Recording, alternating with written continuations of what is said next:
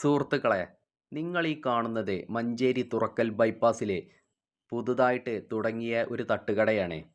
ഈ കടയിൽ എല്ലാ ദിവസവും ബീഫ് ഇട്ട കപ്പ ബിരിയാണിയും ബോട്ടി ഇട്ട കപ്പ ബിരിയാണിയും ഗ്രീൻ പീസും ചുക്ക് കാപ്പിയും ഓംലേറ്റും ഒക്കെ ഉണ്ടായിരിക്കും കേട്ടോ. ഇവരിപ്പോൾ കുറച്ച് ദിവസമേ ആയിട്ടുള്ളൂ ഈ കട തുടങ്ങിയിട്ട്. ഞാൻ എന്തായാലും ഒരു ഡബിള് ഓംലേറ്റ് ഉണ്ടാക്കി തരാൻ വേണ്ടി പറഞ്ഞിട്ടുണ്ട്.